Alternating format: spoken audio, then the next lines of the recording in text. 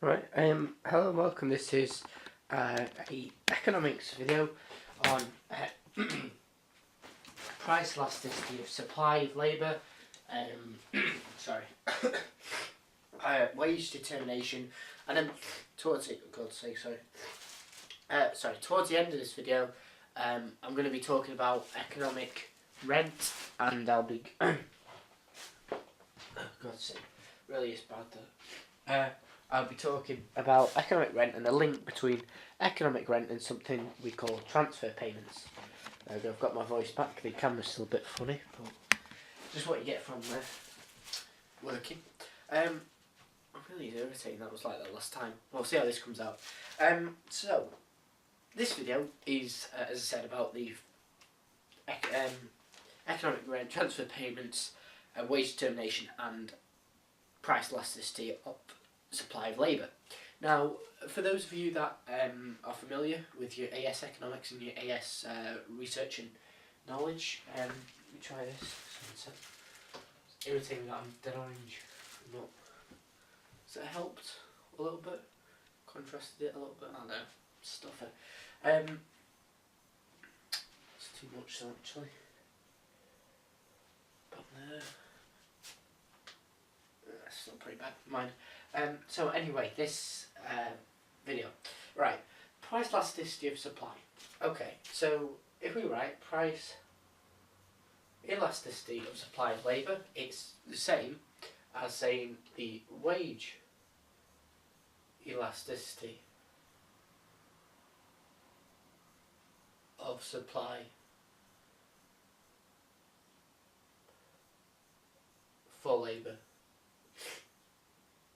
So, that first one was very close to what we did in F581, where we said price elasticity of supply. The method still applies.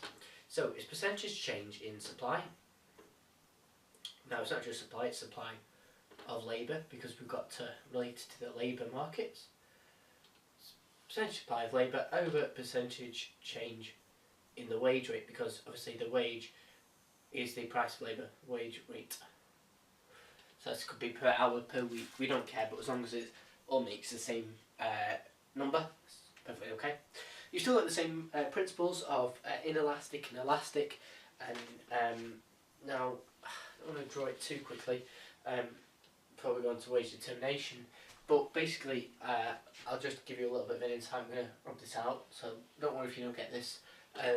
You know your supply curve generally looks like that, S.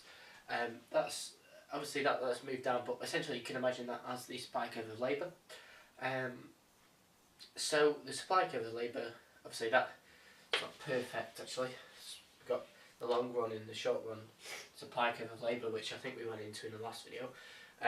So anyway, that's basically a supply curve of labour, and if it's very inelastic, it sort of looks like that. That's one, and if it's elastic, then if that's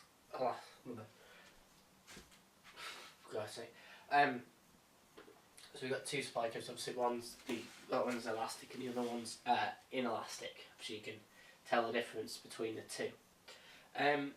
Because obviously elastic means the labour is responsive to a change in the wage rate, whereas inelastic means it generally doesn't have such an effect on the wage rate. Okay, so hopefully that's a little bit of an insight there. Right, so I was just emulating the supply curve of labour. I mean, that just looks like a normal supply curve. That's why I didn't go into too much detail about it, because I'm assuming you know it from your 581 and stuff. Okay, so that's the first bit out of the way, the wage elasticity of supply for labour. Now, just as the determinants for the price elasticity of supply in F581, there are determinants for this as well, because in principle it's just the same.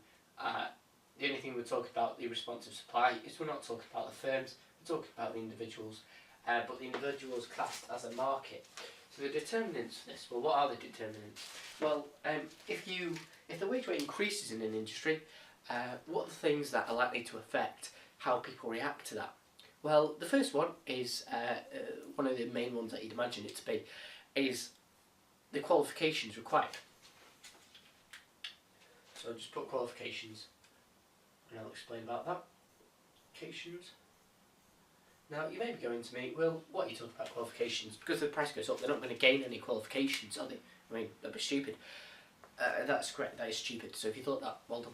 But what I'm trying to say here is, basically, if you don't have the qualifications for something, and the wage rate goes up, that's great for everyone else who's got the qualifications, but if you sat there wondering why you, at the back of GCSE maths class, having a go at me for doing the work when you did absolutely nothing, I'm not speaking to anyone at all out there, then obviously if the wage rate increases for an industry, the qualifications that I've got, obviously not thinking about myself too much here, but basically what I'm trying to say is that if you don't have the qualifications for something and the wage rate increases, then you're not going to be attracted. So that means if you don't have the qualifications,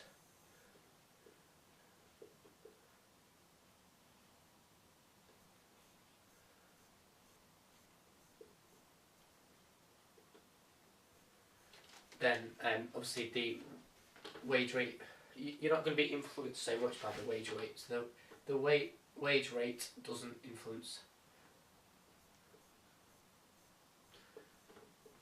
Obviously that's in the short run, by the way, because until we get to the time period, which actually is one of the determinants, we're all considering these in the short run. So you can't get A level overnight. It's to be a year or two. Okay, so the wage rate doesn't influence you. Now, if the wage rate doesn't influence the people who don't have the qualifications, then it's said to be relatively inelastic. Okay, so obviously that's supply inelastic, by the way. That's not just any inelastic. Another one, before I go on to that, I'm going to leave the time period till last. Another one, I'm not going to go through all of them, I'm just going to go through a few that I think are the most important. Another one is the mobility, or the immobility. Now basically, if the wage rate increases in a certain industry, but you're nowhere near it, so if the industry for Russian gas increases by £1 million per hour, that's great for everyone else, but if you can't get to Russia, or the cost of getting to Russia is somehow more than £1 million, as that's the wage rate. Basically, if it's not cost effective for you to go, or you have some trouble going over there, the wage rate increase is not going to really affect your ability to go over there. I mean, it's still going to cost you more to go over there than it would do for the increase in wage rate. So you actually lose out on like however much X amount per hour. So basically, sort of similar to this in terms of if you don't have this. So if you want a mobile, now there's two types of mobility, I must stress. What I mentioned there was geographical mobility, which is, as you should imagine, is the main one people think of, geographical mobility. Whereas the other one, so obviously geographical mobility, by the way, that was just in terms of physical movement. Physical movement of location. And obviously, as I said, that means supply is inelastic if the worker can't get there. The other type of mobility is one called occupation mobility, which most people just generally associate with the qualifications, because that's why it kind of gets left on its own. So basically, it's sort of really hard to say without going into the qualification side of it, but the occupation mobility is basically how easy it is to switch between jobs. So that's what occupation means. It's just quite self-explanatory. I don't think actually need to bother with that line. So hopefully that makes some kind of sense. So they're quite two main ones. Another one, you could think, this is actually, again, harping back to your F581 knowledge, and I'll explain why in a minute, the amount of unemployed, or another way to think of it, is the amount of spare labour. Obviously, the true economics terms is the amount of unemployed, but a more intuitive way to think of it personally is the amount of spare labour, and that kind of makes sense. When we start to go into the ins and outs of this. Alright, okay, so we've got qualifications there, mobility. So qualifications, obviously, if the wage rate increases and you haven't got qualifications, you're not going to apply. The mobility, if the wage rate increases but you can't get there, you're not going to apply. But the amount, obviously that's vice versa as well. So the amount of unemployed, amount of spare labour. Now basically, these are all assuming, these two, that there's loads of spare labour. But if there is not a supply of labour, in other words, if we relate it to what the true economists say, the area of unemployed, if there's not a huge amount of unemployed, then they're going to be relatively inelastic, because the people who have applied for that job or position or industry have got that job because they've taken up, they're employed, hence amount of unemployed, not employed. So if there's not a supply of labour, because there is no, you can't just create, physically create another human being. I mean, I personally want to get rid of as many as I can. Animals, my personal preference. So the amount of unemployed, obviously there's exceptions, by the way, I'm going to go into the details, but basically, back to the economic stuff, the determinants for the wage elasticity of supply of labour, we did qualifications. We said if the workers not got qualifications, they're not going to be jolly bothered overnight. You can't just get another qualification, so it's not going to affect them that much, even though they might want to. Mobility is basically if you can't physically get to somewhere, you're not going to be influenced by the wage rate, hence inelastic, obviously other way around as well. Occupation mobility, which kind of crossed over qualification, so ins and outs of that aren't too difficult. Amount of unemployed spare labour, basically amount of spare resources. If there is not a spare resource, you can't count on it. So basically, if there's not labour there, you can't say, oh, well, why isn't the wage? Why aren't more people applying? If there's no one to apply, it doesn't what you do with the wage rate. It won't increase the amount of people that apply. Obviously, if you decrease your wage rate, it'll increase the amount of spare labour, but you'll decrease your employment. You're just battling each other for that. So basically, that's a bit confusing. But as essentially, qualifications, mobility, and the amount of employed. So qualifications, if you haven't got a qualification, you ain't getting a job. Mobility, if you can't get you're not getting a job. Amount of unemployed, if there's no one to employ, no one's getting a job. Even if the wage rate increases, so hopefully that makes some kind of sense. The last one, I did mention it at the start, obviously it's more by the way, but I don't want to go into too much detail. So the time period, because obviously you're not going to be asked to define 6, I think these are the best.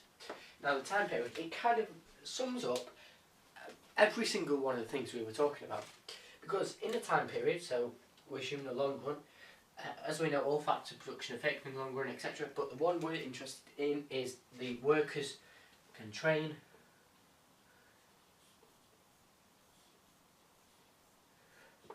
and therefore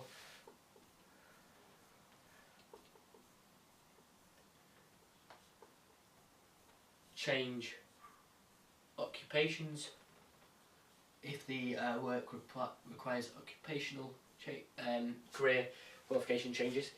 So therefore change occupation. So we can say in the long run labour is elastic in supply.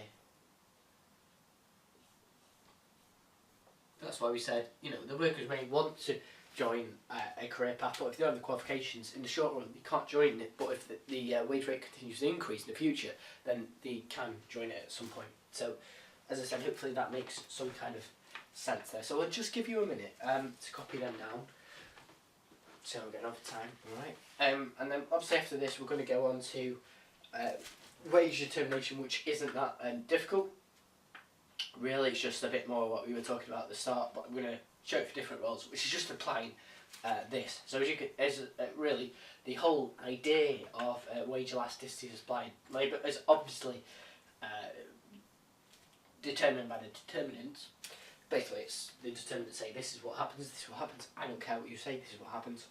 We're quite determined to determine the determinants of the determinants. I just said determinants too many times. Okay, so hopefully, as I said, you've got that down, and so just go over it actually, make sure you've been able to read that. So if that's any better, I'll just give you another second to copy it down, because I'm again not sure how my camera's actually picking it up, because it shows one thing, but then look on my computer screen, it shows totally different. So hopefully you've managed to get that down. But I've talked through it anyway, so any bits you probably can't see, I should have gone through. So as I said, hopefully that's helped. Right, zoom in a little bit there to keep the board on. Right, so as I said, the next bit we're going to talk about is the wage determination. Now I'll just go back. What I'm going to do is I'm going to split my board into 3.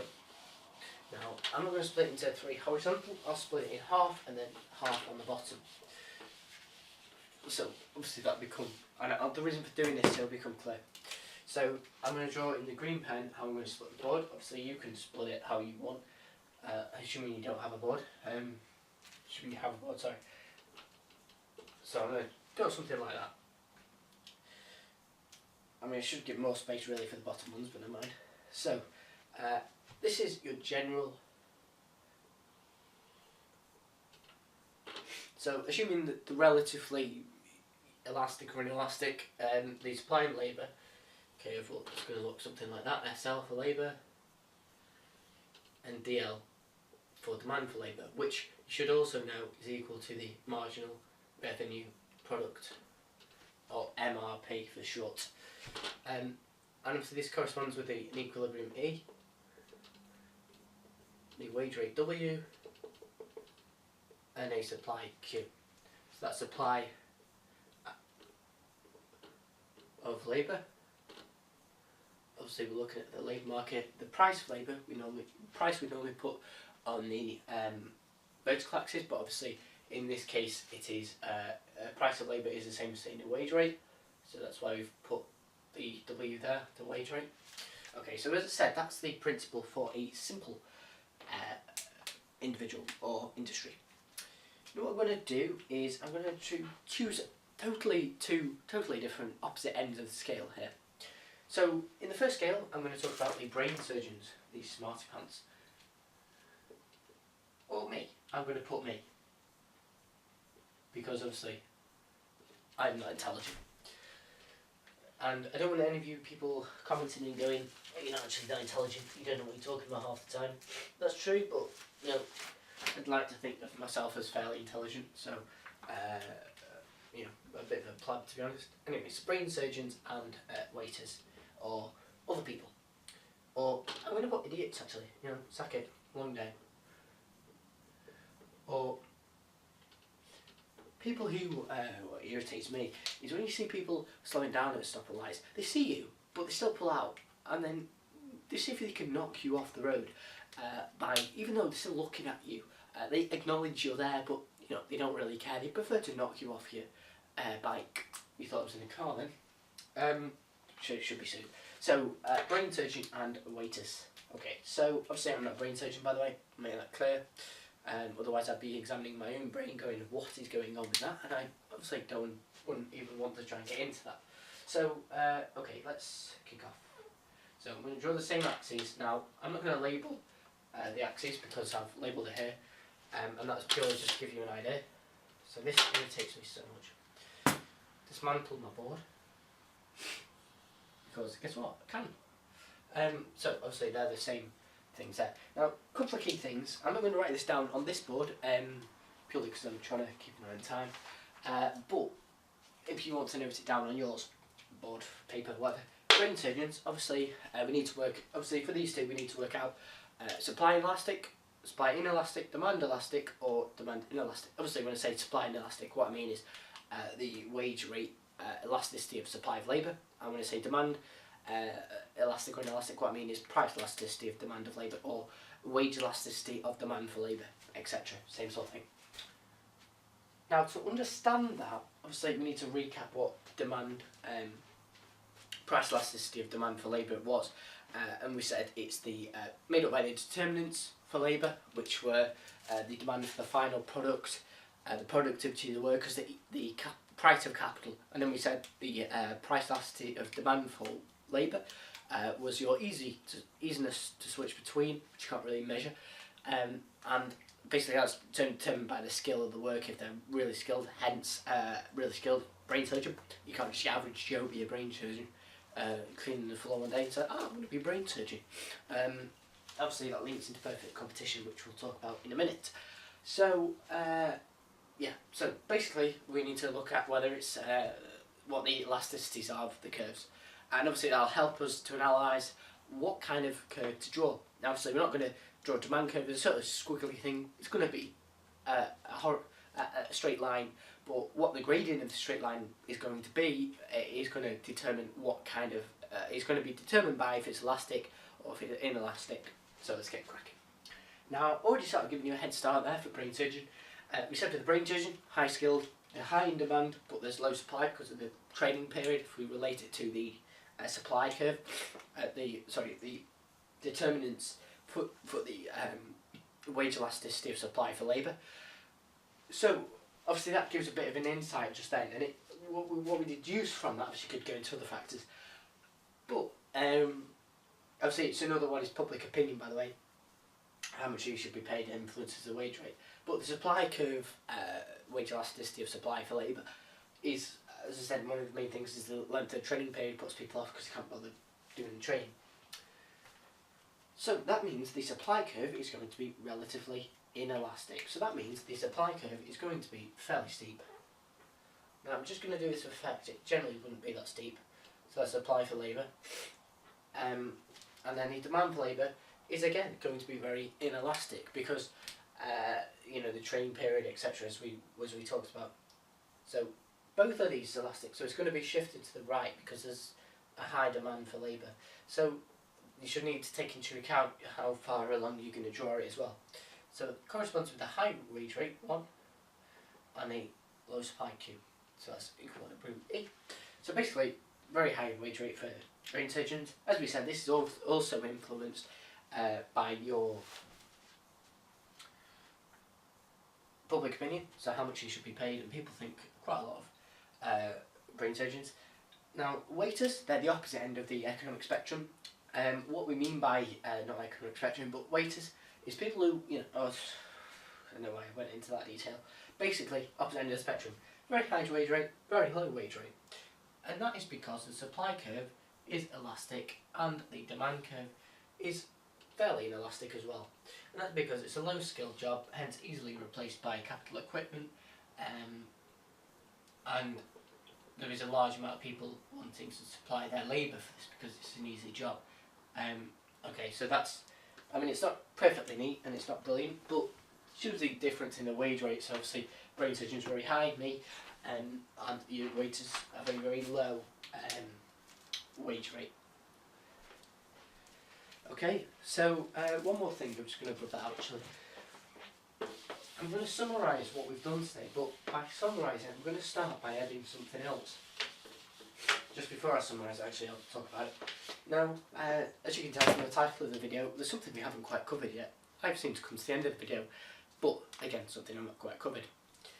Now, the two things I've not quite covered is economic rent and, I was going to say social instability then, but God, never mind. And as I said, as I was going to say before I interrupted myself, it's economic stability.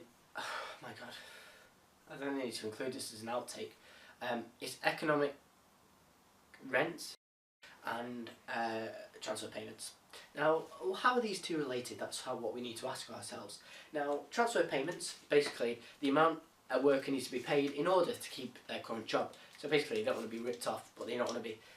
They don't have to be super, you know, paid £1 million per hour. It's just enough for them to say, yeah, I'm happy with this job. Maybe, I mean, as I said, it's different for different people. So one worker, the wage rate for them to keep in a certain job may be totally different, a lot higher, a lot lower, depending on how they see the benefits of the job, whether they're just in it for the money or are they in it for some kind of personal gain as well. What we say personal gain, work experience, work atmosphere, etc. We go on with that. Okay, so hopefully that makes sense. Now, another way of, so that's transfer payments. Now, economic rent is the money on top of this. So basically, if we say for a transfer payment is the, say it's the wage rate per hour. Could do this numerical example. Transfer payment. If we say the worker needs to be paid £8 per hour to stay in a job, but they're currently being paid £12 per hour. Now the economic rent, as we said, is the additional on top of the transfer payments that are currently being paid. Yeah, so it's £12 to take your £8 from your transfer payments, which leaves you with £4. So So £4 per hour extra the worker is willing could give up, and then he will still remain in the job. So basically it's a safety net, if you can think of it like that. So therefore your economic rent is £4. Now many people, when you see economic rent, they think, oh, it's the cost of living or something like that. It's not, as we said there. The economic rent is the money you make on top of your transfer payments that the individual could lose and still remain in that job. As I said, this boundaries is so loosely linked, loosely tied down. It's different, totally different for different people. As I said, that's relative to why they are in the job and what they see fit from the job. So that's a coverage of pretty much everything we've done today. So, just to recap what we did today, we talked about your price elasticity of supply of labour. We said the determinants, so I'm going to do a mind map in a minute. We said the determinants for the price elasticity or the wage elasticity of supply for labour.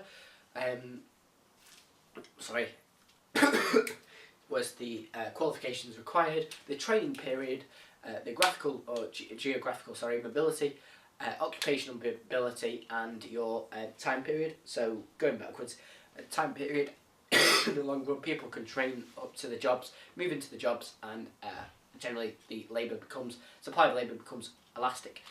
The geographical mobility, so if they're being paid a lot more and they can afford to move to another country, that's elastic. But if it's the other way around, so it's a lot more expensive for them to move out than they gain from an increase in wage, then it's inelastic because people won't be wanting to lose money and learn a different language, generally ignorant. That's just people for you though. And then we also said about the qualifications. If they don't have the qualifications, they're not going to be affected by an increase in the wage rate.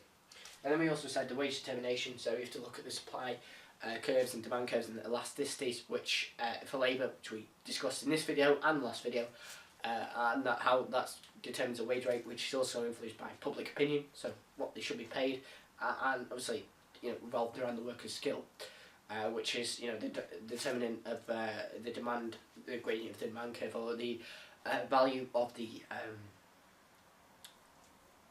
price elasticity of demand for labour. So that just shows one of the things that's there. And then we also talked about economic rent transfer payments, and if you remember, we said transfer payments for the payments that the worker needs to get to remain in their current job, no more, no less. But the economic rent is the money above that. So basically, another way of saying the economic rent is the money the worker can afford to lose, but still want to remain in their current job. Okay, so how do we summarise this? Well, actually, I think. Right. So I'm just going to do a quick summary. So said PES of L, so price elasticity of supply of labour, or for labour, or whatever you want to call it. Wage determination. So if you want to do this as a mind map for your summary of the video, wage determination, and then economic rent and transfer payments. Now the last two should be the easiest, so we've just gone through them.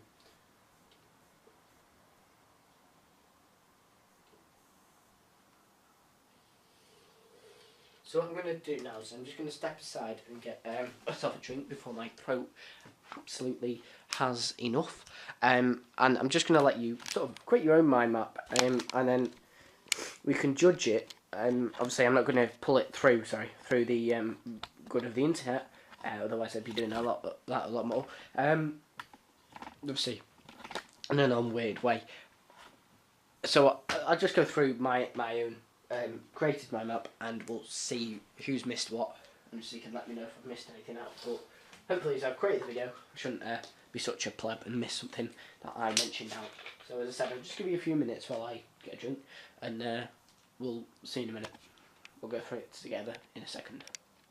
Right, let's go. I've sort of half revived myself. So let's go through this then. So we set the price elasticity of labour. That's what we're going to start with over here.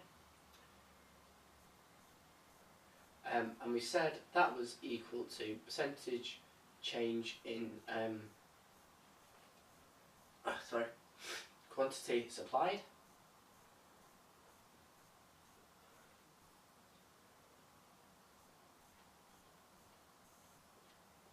labour over percentage change in the wage rate, or the price of labour, if you wanted to put that, would have also been acceptable. Now, you could say the price elasticity of labour and supply of labour is the responsiveness of the supply of labour to a change in the wage rate, which I didn't write down, but I mentioned it then.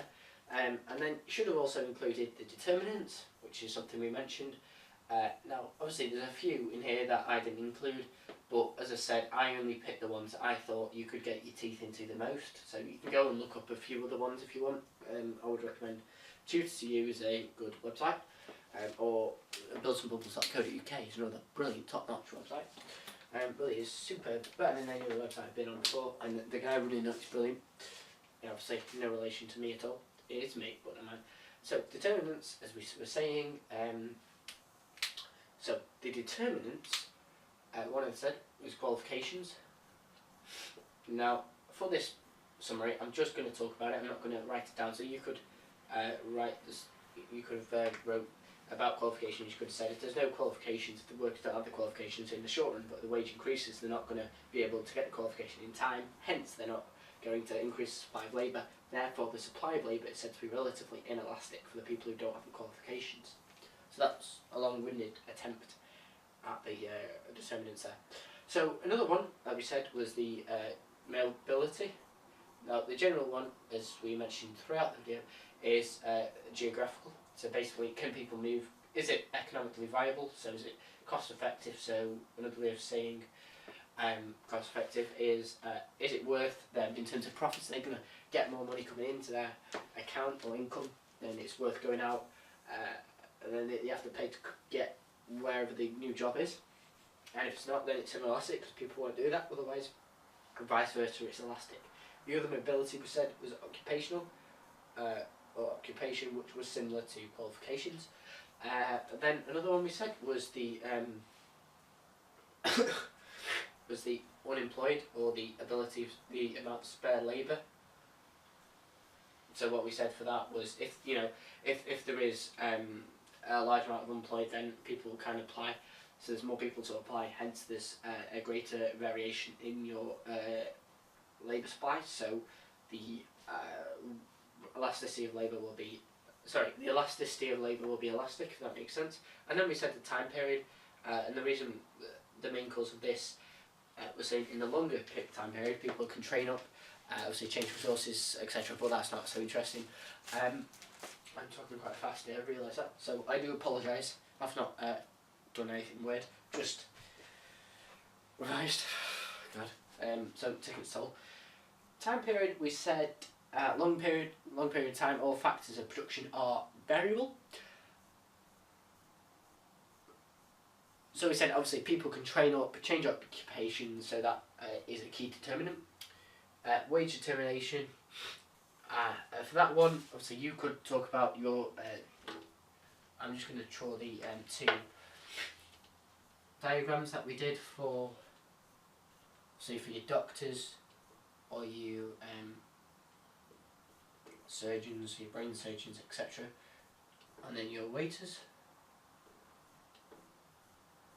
So purposely the two extremes.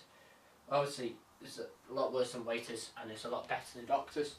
Because obviously this isn't the BBC, so we don't have to do impartiality. Top Gear reference. Right. So doctors, and we said that was inelastic on both curves. So that's not quite perfect actually. It's not quite a straight line. But that's the supply of labour and the demand of labour. Leads to a high wage rate. As you can tell, I'm trying to go a little bit fast because time is of the essence. And then your waiters, obviously that's totally the opposite, because the supply of labour is elastic and the demand curve of labour is also elastic. So therefore we see a lot lower wage rate than we would see for doctors. And obviously that is relative to bargaining power, etc. And then we talked about the transfer payments.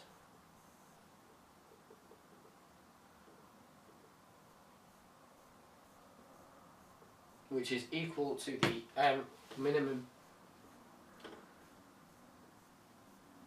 wage a worker requires to stay in a job,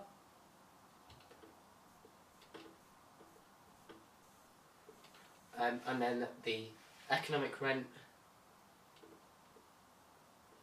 equals the excess on top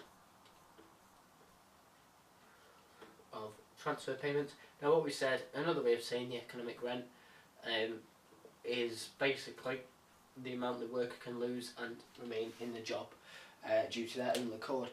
Obviously the assumptions we make are the rest of the economy stays the same, which obviously I must stress never happens. Now there's one thing actually I didn't mention in that video that I should have done. Well, not necessarily should have done. A little bit of background. So perfect competition, if we relate this to perfect competition, because that's the reason we have perfect competition, it doesn't exist. This is to merely replicate what would happen in perfect competition. Now in perfect competition in terms of supply and labour, everyone has the same skill, so the skill doesn't affect. So it's very, very elastic. So if you increase your wage, everyone's going to come to you, and because in perfect competition everyone knows about everything in terms of the market competitions, conditions, etc. So it won't work, and you just have a never-ending sweep of increasing wages, which obviously doesn't want to happen. So that's why we keep it the same. So that's just a little bit of side knowledge on perfect competition. But if I've gone far too fast in that video, as I said, I've just done a little bit of a summary on the board there, the key things. But if you want me to go through another attempt at this video, please do comment, and I'll try and fit another one in. Just purely with the time, quite restricted with time at the moment, and these YouTube videos take up quite a bit of it. Obviously I do my own revision as well for other subjects, but as I said, just let me know what your thoughts are on that, and hopefully this video has been of some help. And I was talking a bit fast because I do notice we are really pushing time. So thanks for watching, and we'll see you in the next video.